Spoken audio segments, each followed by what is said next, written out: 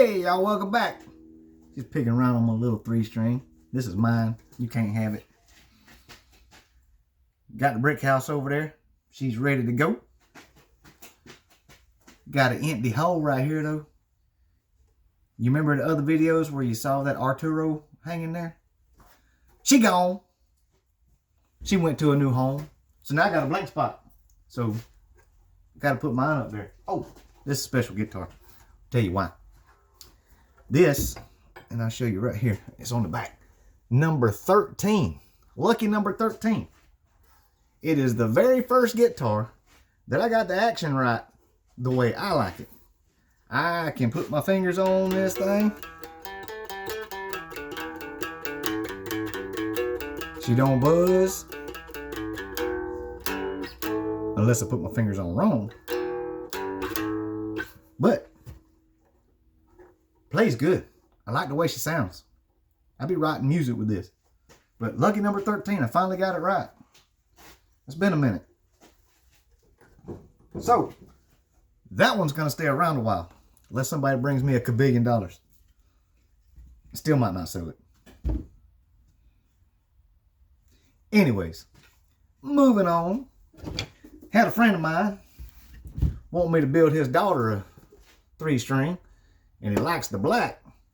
He says she's not a gaudy kind of gal, so we're going to leave this all nice and pretty and shiny.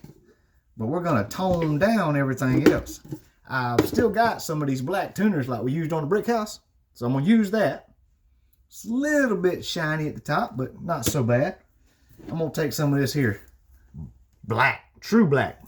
It is semi-transparent. So you put that on there. You let it sit for a second and you wipe it off. And the wood will be black, but it won't be solid black. You'll still be able to see all that pretty grain in there. I am using red oak for the neck blank. I've got the heel screwed on there. The reason I did that, and you've probably heard this from other places, but I did that because I'm going to take these screws out and put some glue on there and put those screws back in. Then I don't have to use my clamps. I got 11,700 clamps. But once you go to gluing everything up and putting clamps on, I do a lot of overkill.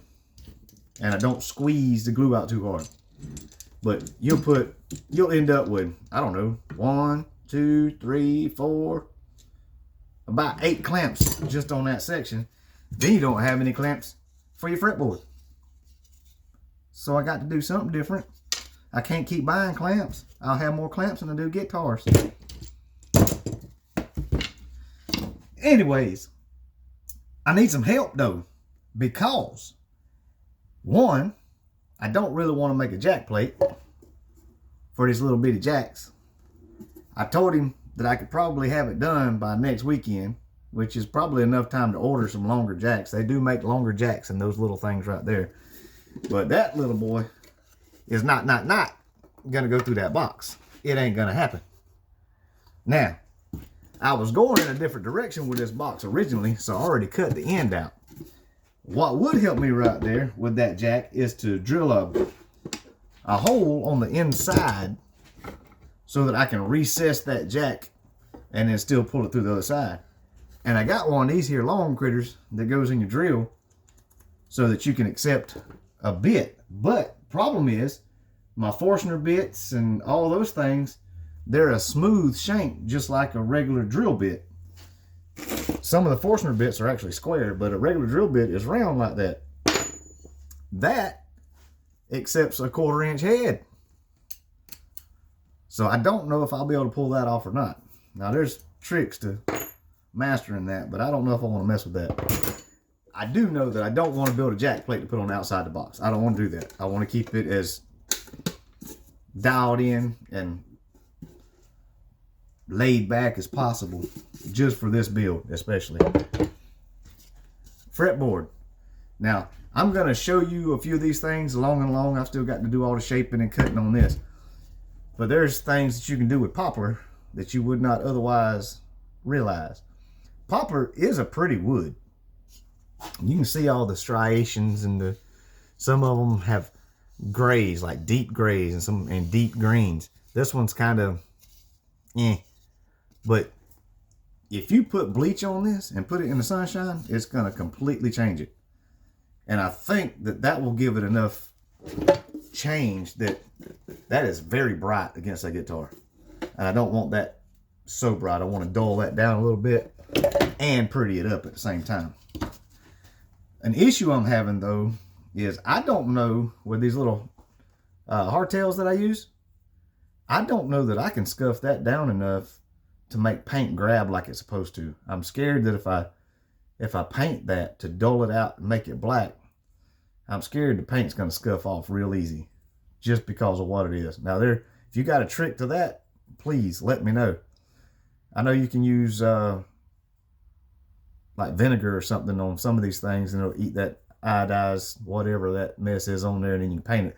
Not sure. I can hit it with a piece of sandpaper and try it. It's not like I'm going to lose it if I try it. But I got that, and I don't know about the sound holes because there again, he wants it dialed in, don't want all the shiny chrome on there.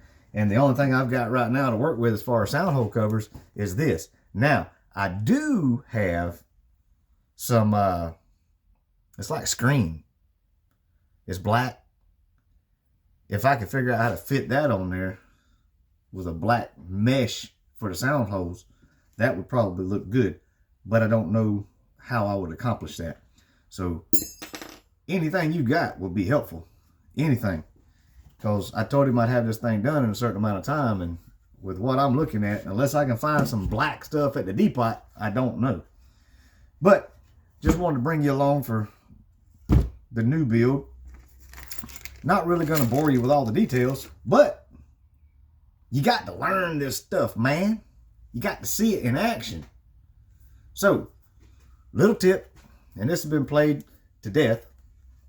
And I actually saw Dale Puckett do it today, where he put screws in the back to hold your board together. Been doing that a minute. It works out great. And you don't have to leave those screws in there if you don't want to. You glue that thing together, put the screws in there. Once the glue's set, you can take the screws out if you want to. That glue is actually stronger than that wood in that joint.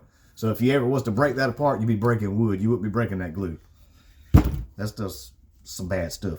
Don't get your fingers together. It ain't super glue. It takes a minute, but it will stick. But that's what I got. I don't know where I'm going to go with this. I'm perplexed. I've never had anybody ask me not to shine something up. Mine, it's not so shiny, but it's plain wood. It's kind of why I like it. Brick house, I didn't really shine it up too much, but the box is so pretty that I wanted the box to be the focus, not all the stuff on the box. It's builder's preference, because you got the artistic license to do what you want to. But when somebody asks for something specific, not specific, somebody asks for something specific, that's what I want to try to shoot for. But I got a whole nother problem.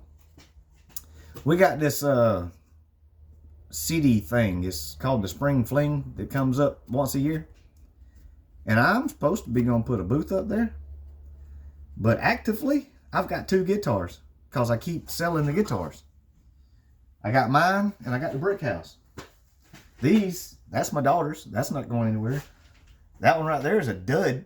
It's not really a dud. I just hadn't played with it enough. The intonation, because that box is so short, the intonation is atrocious. But we'll get it figured out one day.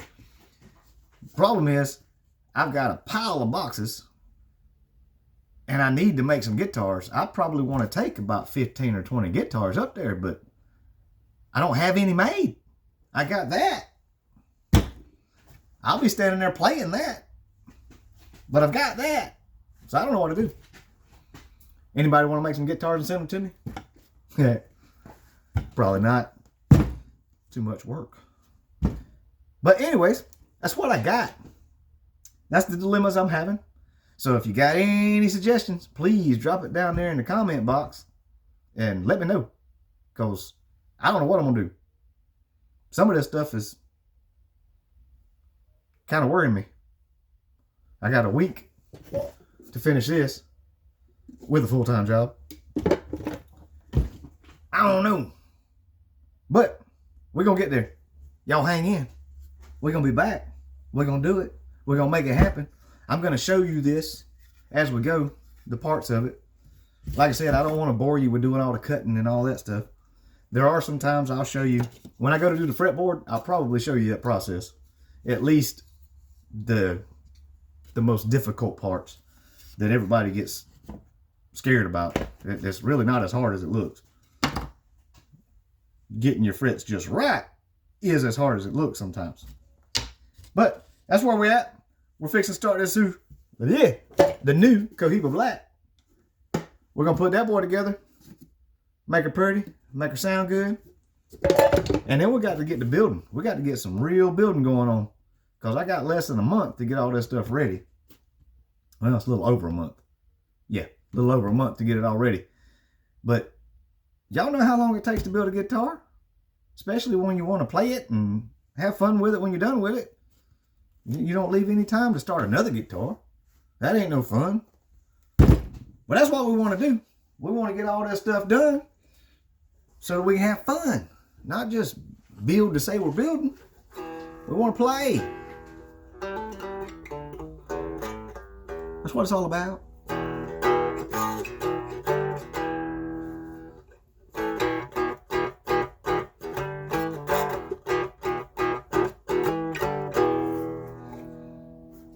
That's a cool little guitar. I like that.